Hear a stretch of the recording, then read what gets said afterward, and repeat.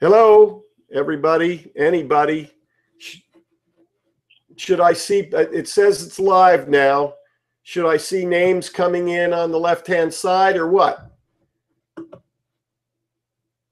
Enter room. I keep clicking enter room. I don't see any evidence of anything.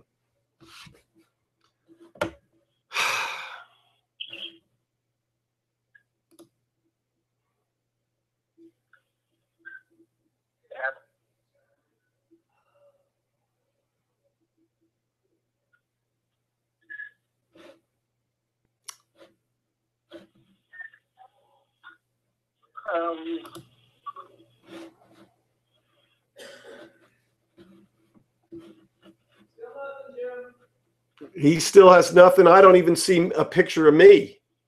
I mean, I see my picture in the main frame. I don't know if anybody's listening to this at all. If you are, I'm sorry. I don't know.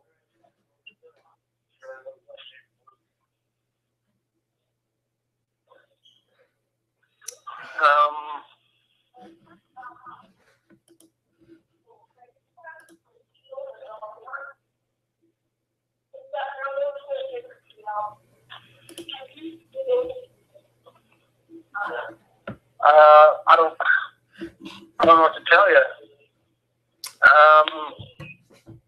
Is he following the toolbox link or the room link? I'm sure it's the room link. I mean, it's one of those links that you sent out last night. I've got two of them. I've got one that says. Call me on my phone. Dave needs his phone. Okay.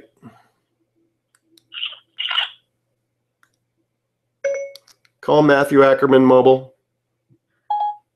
Calling Matthew Ackerman mobile.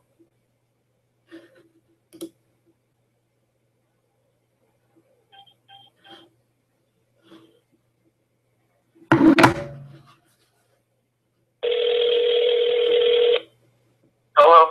Hello. Hey.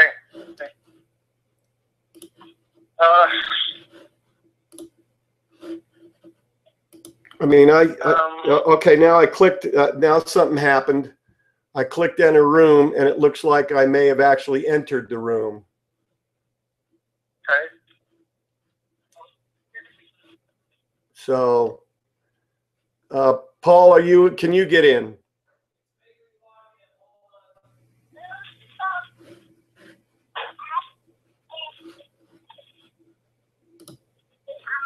It looks like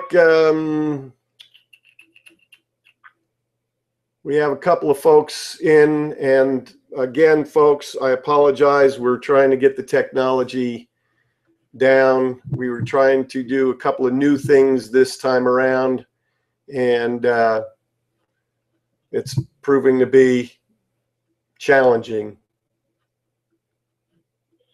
So. Where do I go for screen share? There it is. I see it.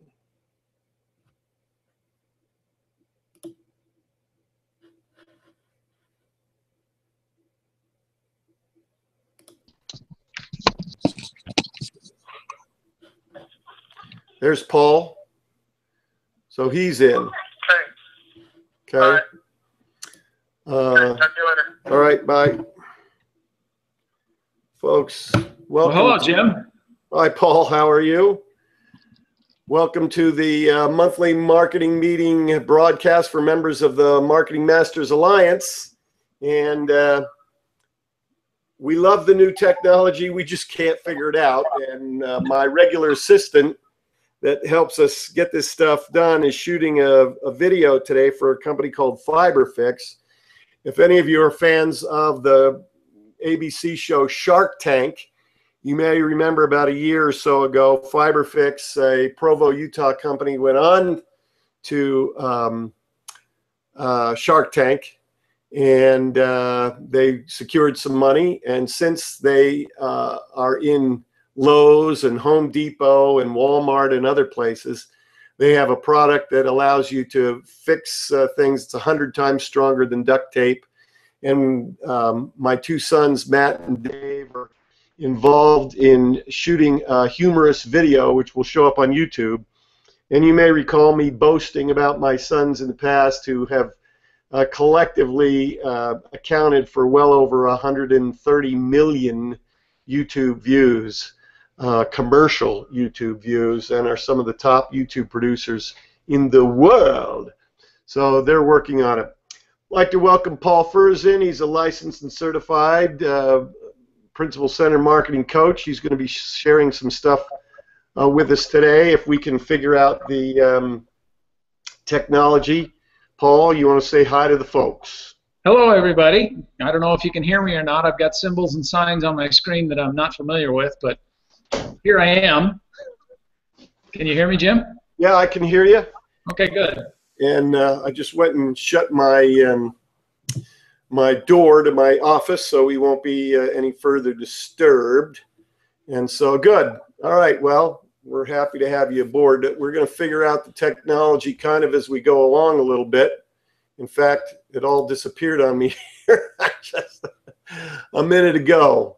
Now, Paul, I have on my computer your PowerPoint, but do you have on your computer your PowerPoint? I can load it up, but it's not necessarily part of the, I'm not seeing it as part of the webinar here.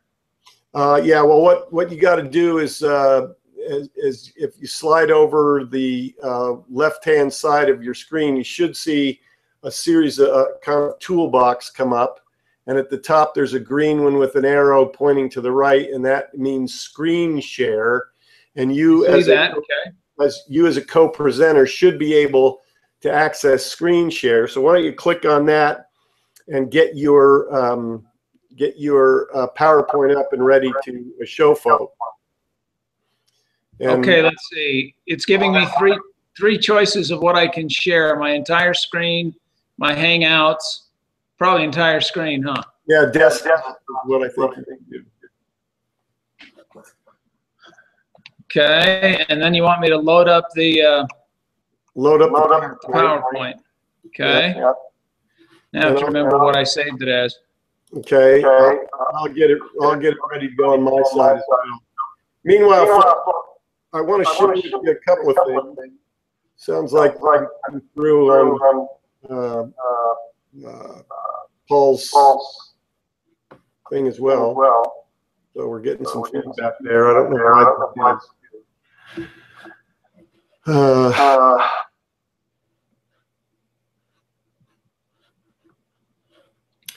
There's a way to control it, but I don't know what it is. There's a way to control what? Well, I'm hearing my through your computer. I mean, I'm hearing feedback. Well, that's interesting. I'm not hearing you at all. Well, that's good because talking. I do want to show folks a couple of little things. One of my clients is Ashley Davis, and she and her marketing Shannon have done an interesting email experiment that dedicates to the QVC concept. Now, if you know anything about your home shop, you know that basically what they do is they put up a product, they describe the product in detail, they give it a very, very special price, and then you're invited to buy while supplies last, and the supplies are always limited. So Ashley tried a little experiment with a product that she bought just 10 of. Collection of necklaces. They put them up for sale via an email blast, 83% off. Only 10 of them. Well, needless to say, they sold out, and they sold out in 2 hours. Even though they were told they had to respond online, 3 people came into the store to pick them up. 6 of the people who bought were dormant customers. In other words, people who hadn't been active buyers for some extended period of time. And there was requests for more. Any requests for more. In fact, one of the questions to me was, should we get some more of this to make available again? You don't have that happen, do you? What happens on QVC is when they're gone, they're gone. They may come back, but if they do come back, they won't come back for, you know, it may be several months down the road before they come back. And again, they come back in a very limited for a very short period of time. So my advice to them was exactly that. But topic of today's call is special event, and that is a form of special event. Special private event, only going people on their list. This mechanism would be a great way for them to consistently engage their clients. They could do a special of the week if they want to, and that special of the week, again, anywhere from maybe a minimum of 3 units to a high of a couple of dozen. So, and you would ramp up the number until you get to a place where you don't sell out. In other words, if you've got 2 dozen and you only sell 20, then maybe 20 is your max, okay? And you want to vary the supply. You know, 1 week it'll be 7, the next week whatever the item is might be 20, the next week it'll be 12, the next week there'll only be 4, and you might want to skip some weeks. I mean, you may want to make it a deal of the week, but you also may want to make it a little bit more random than that. What part of the appeal of these kinds of special events, whether they're executed online or executed in real-time brick and mortar at your store, the scarcity and the feeding frenzy that can develop. Now, I also advise them to do a couple of other things. If you put 10 items up for sale, it's 1 item, but I only have 10 of them, and they sell out, should there be an immediate companion product that is offered on the spot? So they buy the necklace you have in reserve, matching earrings that you could offer as an add-on sell with much less of a discount, but some kind of a benefit as well, and that becomes your add-on. Or once you sell out, should you offer an alternative product? Well, we sold out of the necklaces, but we do have these other necklaces, which are also very nice. And while they're not 83% off, you can get them today while supplies last at 50% off. And of course, you have a much bigger supply. So you don't just do the one thing and let it go, but it all falls under the umbrella of these special events. All right, with that in mind, Paul has had some tremendous success with his clients, creating some pretty fabulous private events. And of course, I have with my clients as well. For those of you who are not jewelers, I'm going to ask you to bear with us. As you know, we work with a lot of jewelers. It's probably right now about 70% of our business. And it is a order type business. But the principles hold across the board, whether you're a manufacturer, retailer, sales company, or professional. And so what we'd like to do is have Paul kind of take over here and give us the benefit of experience that some of his clients have had. We've got one of my clients in there as well. And talk about private sales, some of the common elements that work with them, and give us a little bit of a instruction on how to do private events. Okay, I'm on, right? Well, you should be, yeah. I can see you on my screen, but I can't see myself, so I'm not sure what you're seeing. Is that the PowerPoint right there? Yeah, there's the PowerPoint. Okay, now, I suppose you want me to maximize that so it takes up the whole screen, correct? Probably a good idea. Okay, it's not responding to my controls the way I would like it to. Well, just go with what you got then. Okay. All right, this particular letter, we wanted to do a private sale. It had, there are some fundamental rules. Anytime you put together an event, you need to consider some basic fundamental items. The first thing you consider, and this kind of flies in the face of conventional wisdom, I suppose, but the first thing you need to consider is, who is my audience? If we don't know who the audience is and we send a message inappropriate to the audience, I don't care how compelling the offer is, if it's going to the wrong people, it's not going to have any effect. So consider your audience, then consider your message and tailor a message to that audience.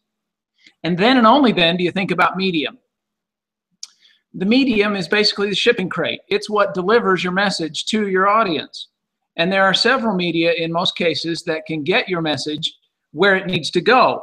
So that is, of the three, the least important, the least critical of the elements to consider. Now, in this particular case, they wanted to target primarily their existing client base. This is a store in North Carolina. South Carolina. They have a large client base. They sent out 10,000 of these. They sent them out in 3 different segments. They had a private letter, a private event by invitation only. You had to bring the letter to get in. They sent that to a certain number of their clients. I think it was several hundred.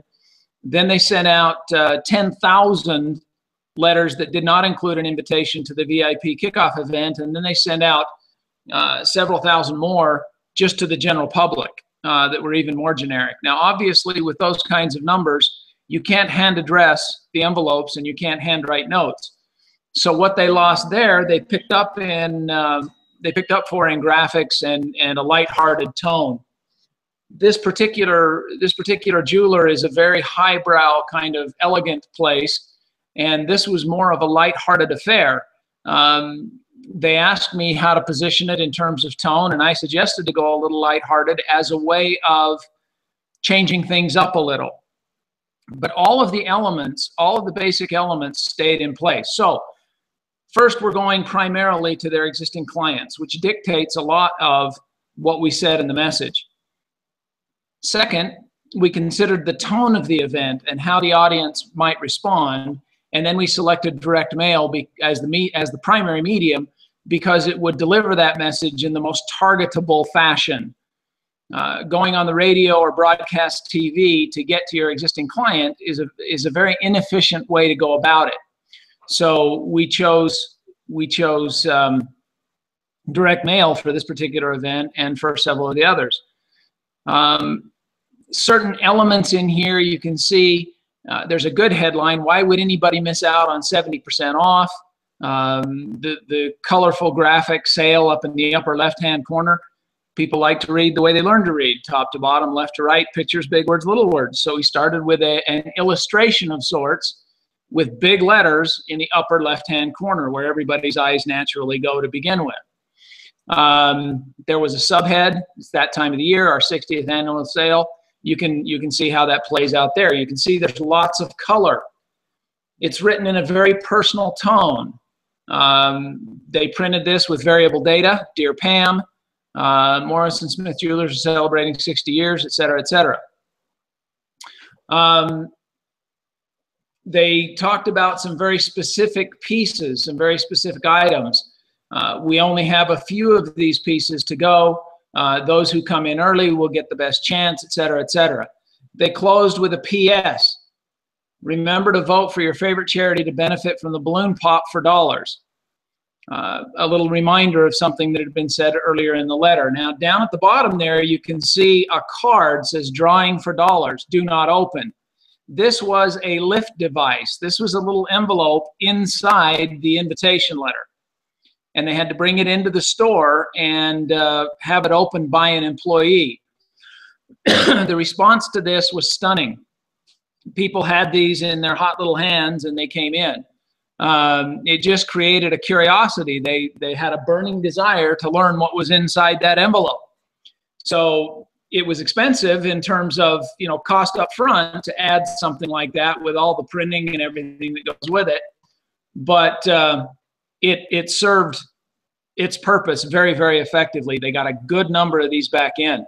Paul, before you go, there's a couple of questions for you on that. Because it's small on the screen, what does the copy say that's on that little end? Let me see if I can magnify it a little bit here. Yeah, it seems like my ability to manipulate the PowerPoint is limited somehow by the webinar, but let me see what I can do. Okay, drawing for dollars. It's that time of year, our 60th anniversary annual sale with markdowns from 10% to 70% for 2 weeks only. With this envelope, you can win dollars to be used in any item in the store. But this envelope has to be opened by one of us. Now, Morrison Smith Jewelers will open this envelope and tell you the dollar amount you have won. So it was the same as cash gift card inside the envelope, but the amount was unknown. And that was able to be used over and above all of the, same as cash, even in this event. It wasn't a comeback card or anything else. So there was an extra special incentive to come in and see how much money was in that envelope. Yeah, I think there's one line in this that is absolutely magical that people need to understand. It's the one that says 70% off over 300 items. This is what makes it real for people, folks. Normally when you see something, 10 to 70% off, people think, oh yeah, they got 1 or 70% off. But most stuff is less than that, and probably 30% off and that kind of stuff.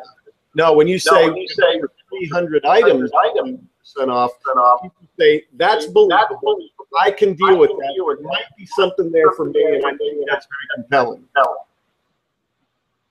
Jim, there was one other piece that they got specific feedback on, and that was the paragraph right below that explains why they were offering such significant discounts.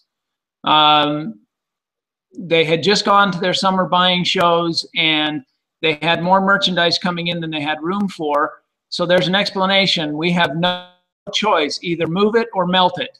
We just can't bring ourselves to destroy such beautiful pieces, and we can't think of anyone we'd rather see enjoying them. So they gave a specific reason of why they were willing to slash their prices so deeply and offer them to their clients. It was either that or take them to the scrap heap. Agreed. Yeah, there's a lot of language in here, folks, that lends credibility. And I've always said credibility is everything in advertising. If people believe you, they will respond. If they don't believe you, think about yourself. How do you act when you advertising? Good example. You're about to show the results, I think. I'm sorry, Jimmy broke up. Say again. I say you were about to show the results, I think. Yes, yes. Oh, let's go with that. Let's go down a page or two. This is a letter I got from the owner of the store. I've highlighted the pertinent parts. We sent out 10,000 letters for the general event and 500 special ones for the 3-hour VIP kickoff party, which was well attended with over a dozen clients bringing guests for first-time visits. The whole thing was very well received. In fact, we even got a note from one of our clients thanking us for our hospitality and the good time had by her and her friend, who was a first-time visitor. 424 transactions. This was over the entire 3-day event, and sales in excess of $106,000. We offered a gift to everyone who spent more than $250 and ended up giving 101 of them away. If I remember correctly, this particular outfit's average purchase, average transaction up to that point in the year and the year prior had been about 170. So they had 101 transactions at $250 or more. So their average transaction went up significantly. We also had a drawing for a few giveaways, which gave us over 300 entries with contact information. Yeah. I haven't figured out exactly how many of those are first-time visitors, but I've looked them over, and there are a lot of names I don't recognize. One of the drawing winners was a friend of the lady who sent us the thank you note. A little bit of good luck. Okay, the sales volume for the first 2 weeks of May was up 72.5% over last year. Now, that's significant in anybody's book. Just as importantly, we exceeded the plan for this year by over 11% despite anticipating this event in the plan. Does that make sense? And gross profits were up by 26%, which proves they weren't just giving away the store for the sake of volume. Okay? And finally, you told me when we started this course that marketing done right is a lot of work. It is, but not any more work really than marketing done poorly. and look at the payoff. Well, I think that's absolutely profound. Read that line again, because everybody needs to have that sink into their brain. You also told me when we started this course that marketing done right is a lot of work. It is, but not any more work really than marketing done poorly. And man, look at the payoff.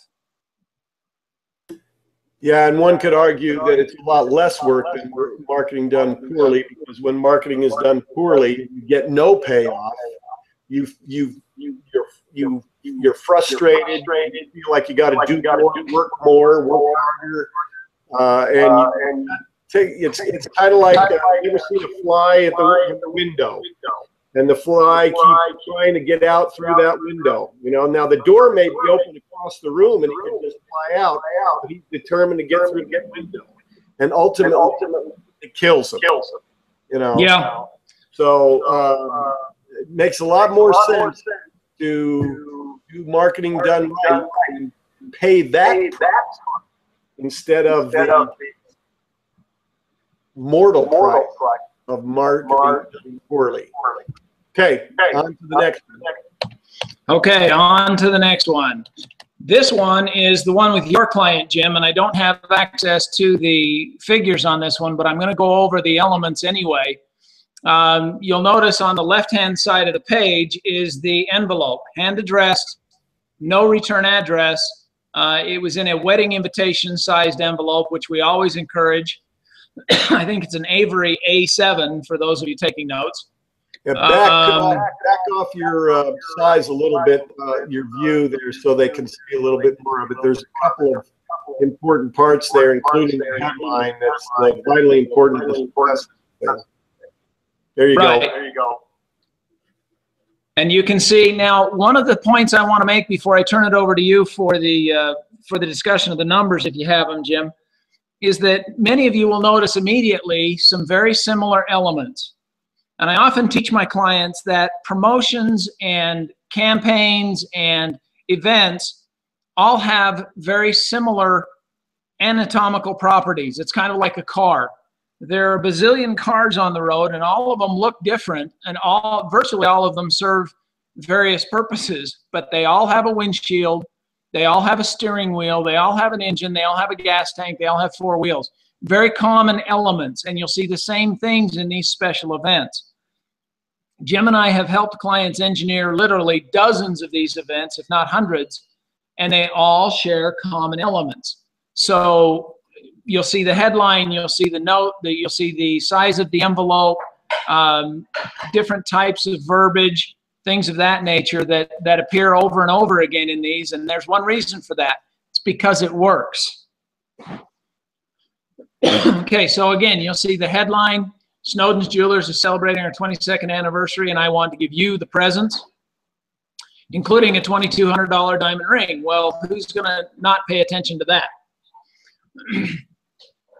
You can see there's a sincere thank you in there. Now, this particular one didn't have variable data in the salutation, but it's still written in a very personable tone. You notice we don't have a lot of formal English. We don't have a lot of highbrow, complicated sentence structure, things of that nature. It's written as if I were sending a note to a pal, and that's to be encouraged. This is another mailing that had a lift device, as you'll see, but first let me tell you about the envelope that is enclosed. Notice that it says do not open. That'll show you on the next page. Very similar device that the folks previous to this borrowed from this particular promotion. Any other comments you want to make about that first page, Jim?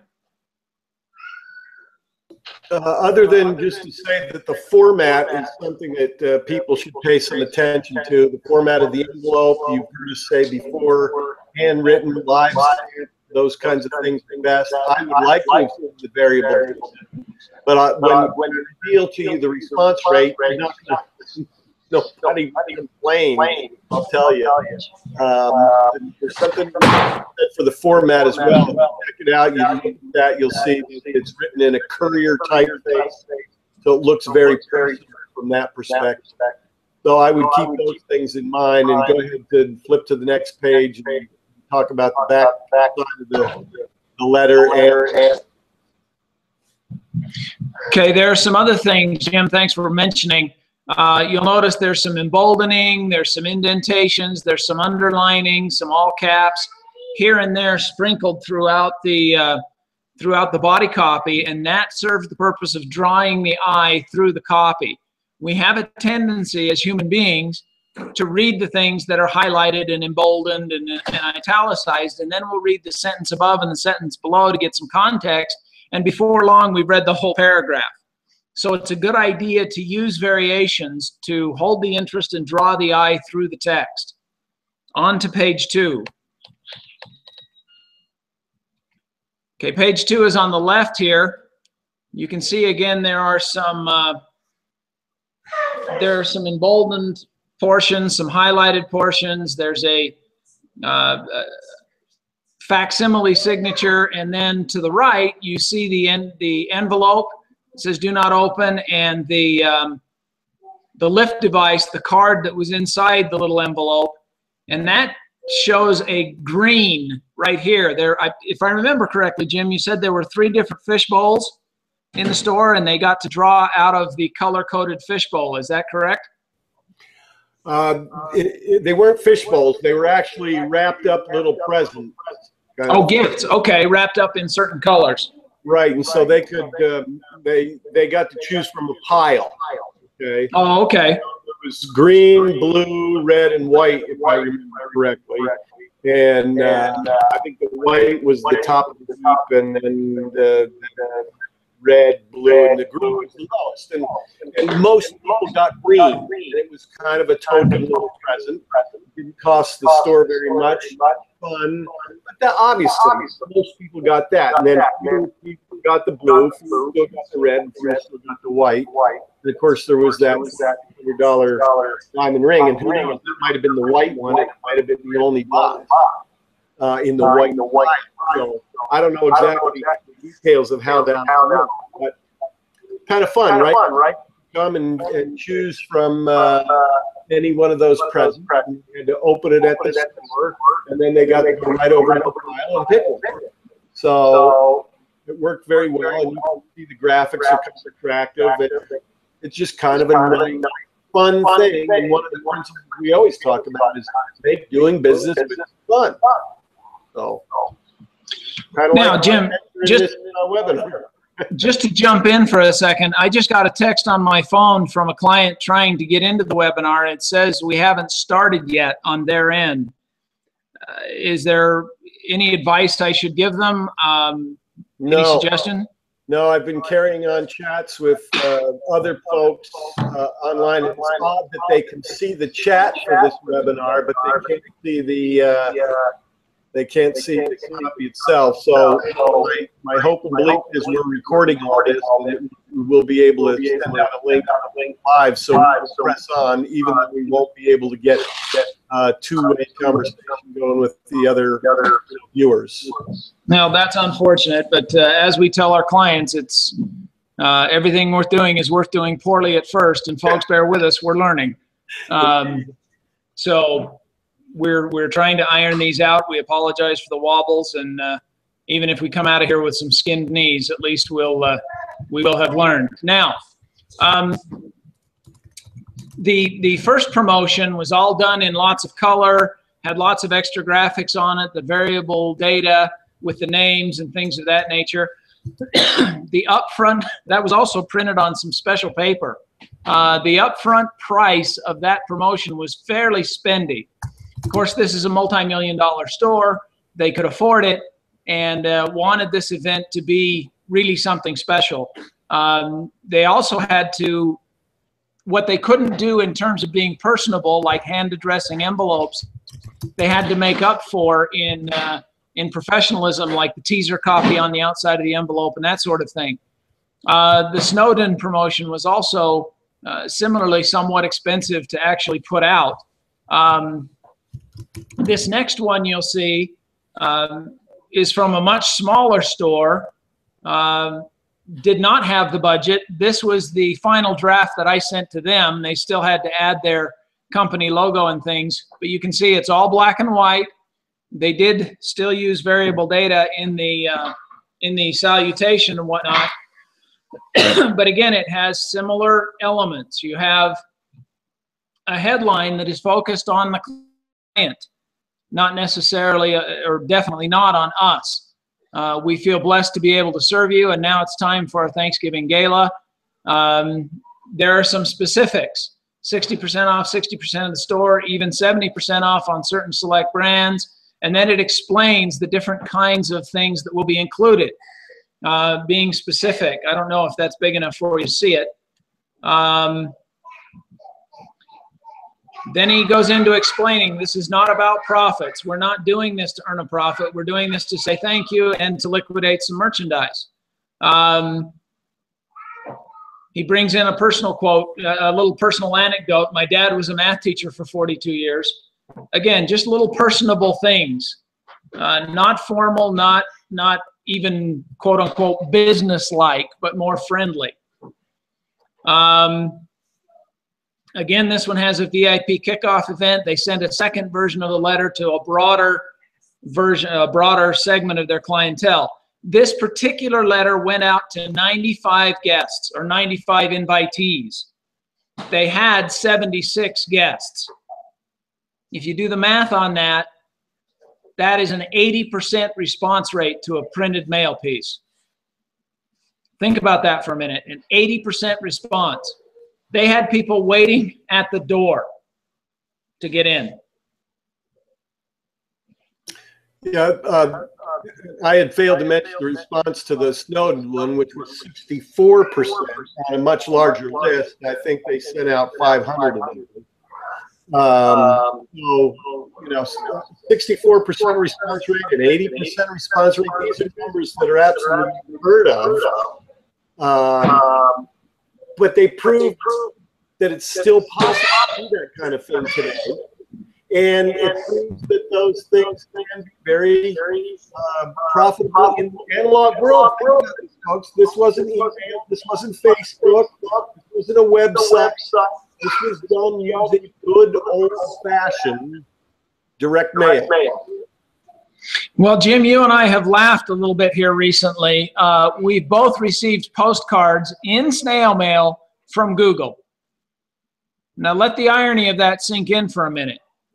Google sending postcards through snail mail to people like Paul and Jim Ackerman, who are marketing people. And Google has also sent letter packages in envelopes. So I haven't received one of those. I received a postcard, but so anyway.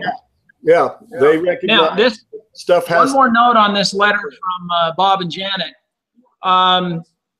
This particular store didn't break 300,000 in 2013. They were 15% below that pace in September of 2014 when they started our program. Mid-September, actually, was when we had our first coaching call. They did this particular promotion in November. As you can see from the dates, it was black and white. The only difference between what you're seeing on the screen and what actually went out was a hand signature in blue ink, a little personal note for certain special invitees, but not all of them, and then a hand-addressed envelope. I think they sent out, it was either 200 or 300. So yeah, they hand-addressed 300 envelopes. Good for them. But this was done on a very tight budget. It was probably the most expensive event they had ever done to date. And I have their letter on the next page here. I didn't highlight much of it because the whole thing is worth reading, but let me share with you again. Little store in northern Wisconsin, actually this is my compilation, did a little over $250,000 gross revenue in 2013. 15% below that pace. They took my advice to have this event on faith because the first technique I taught them was beginning to pay off. All told, they invested almost $3,000 in this event, which was a huge chunk, probably more than they thought they could afford at the time. But I taught them which numbers to look at, not the cost up front, but what they were going to get out of it. Okay. They did do it on special paper to match their store color and an invitation greeting card sized envelope to match color again. First class stamp, not a meter.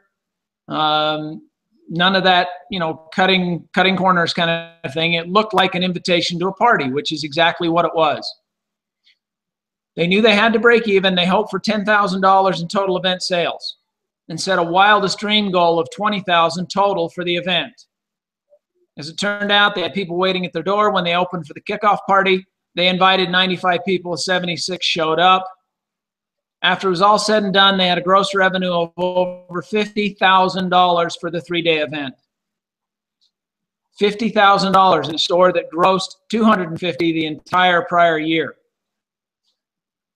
They garnered tremendous goodwill that lasted through the holidays. They had a record November, a record December too, and they finished fully 10% ahead of 2013, a 25% turnaround in just 2.5 months.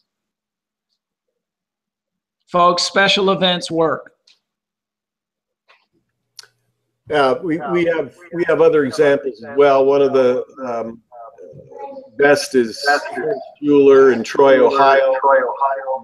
They did an event with $120,000 in 3 days, and in this particular case, they did a little newspaper. They didn't track much results from that. They did a little.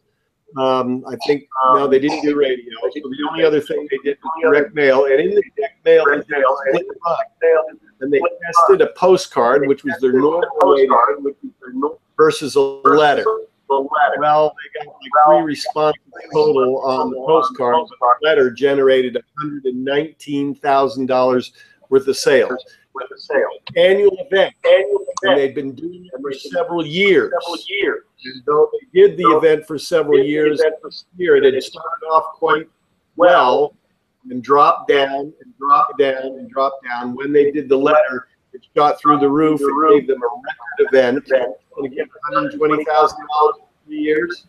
They sent out a total of 3,000 invitations. 2,000 of them were leaders, 1,000 of them were postcards. Postcards were far cheaper, by the way, on the upfront. But when you look at cost of acquisition, it's obviously obvious that the letter package won.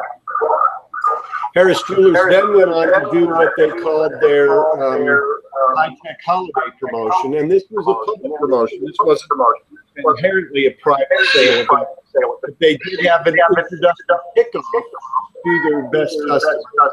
That was very well and added to, and that was a $300,000 or $400,000 event through the course of the month of December, but kicked it off for Black Friday, carried it through Christmas Eve, and a fantastic event for them. High margins, didn't have to discount, and very successful. That formula's worked elsewhere as well. Point being is, special events, very powerful. Again, for those of you who aren't jewelers, you can look at that and say, well, this is all great for the jewelry industry, but hey, I'm not in the jewelry industry. Well, you can, the principles are the same, you know, Paul mentioned the car, you know, promotions, they have wheels, they have a windshield, they have a gas tank, they have an engine. You have a different model than the jeweler, perhaps, but you can figure out how to make it work yourself. By the way, Jim, I have one other example of an event that has nothing to do with discounts, because all of these had extraordinary discounts. I wanted to add one that didn't. This one was done on a very limited basis. It was a service and repair business. They do sell some items, but a large portion of their business comes from repair work.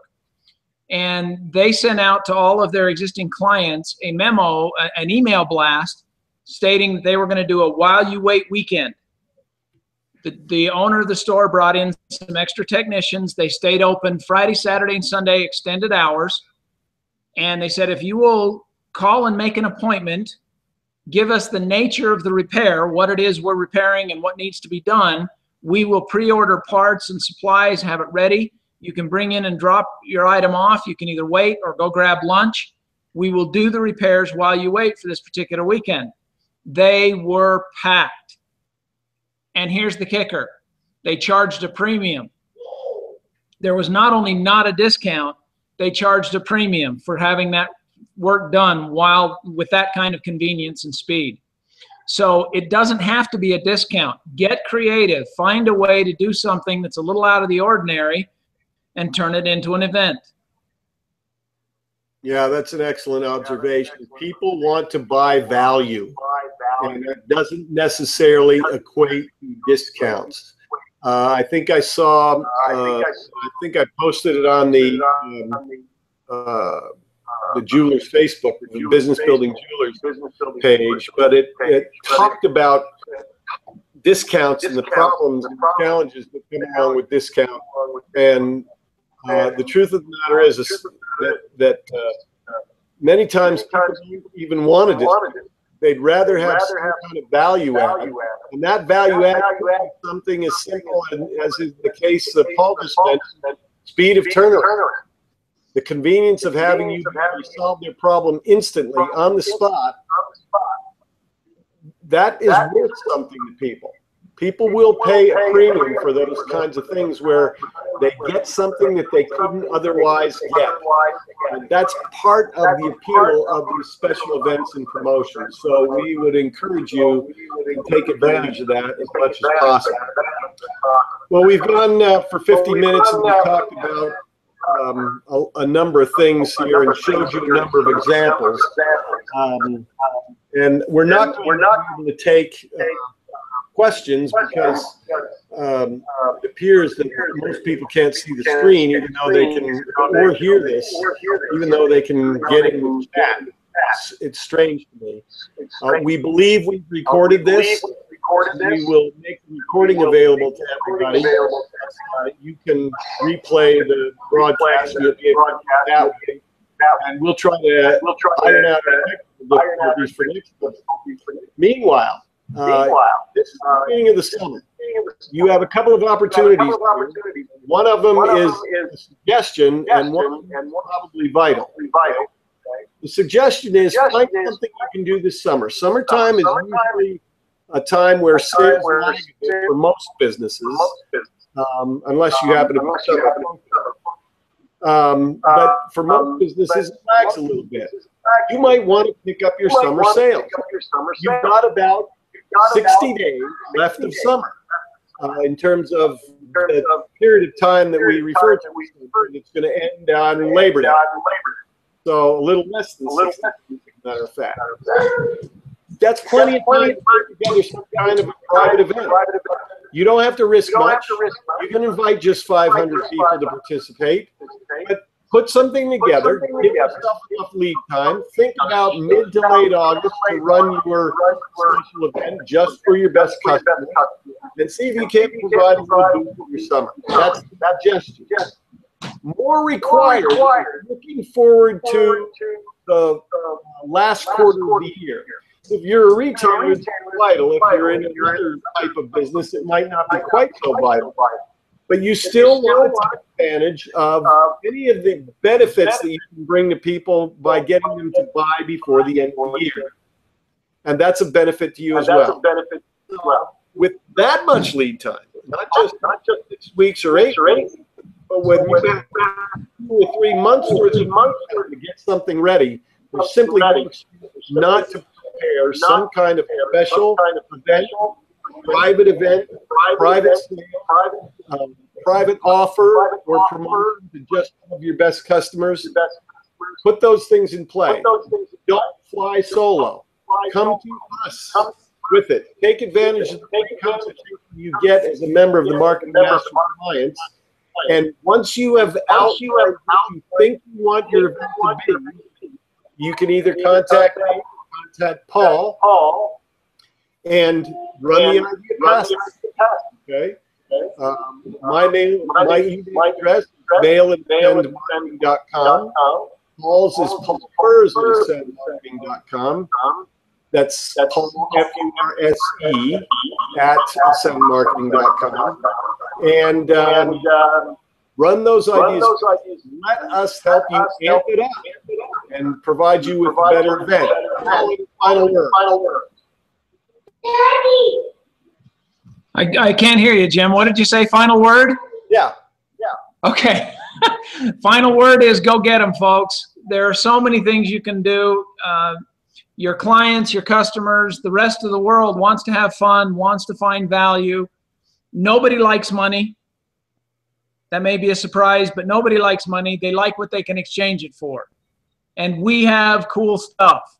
So let's help them exchange what they don't like for what we have that they do. Okay, once again, my apologies for the challenges that we've had, the technical difficulties we've had on this webinar. We'll get those fixed for next time, and look forward to seeing that in our next adventure in marketing as you strive to get more customers who will pay you more money more often, the fastest, easiest, most cost-effective way possible. See you next time, folks. Bye-bye.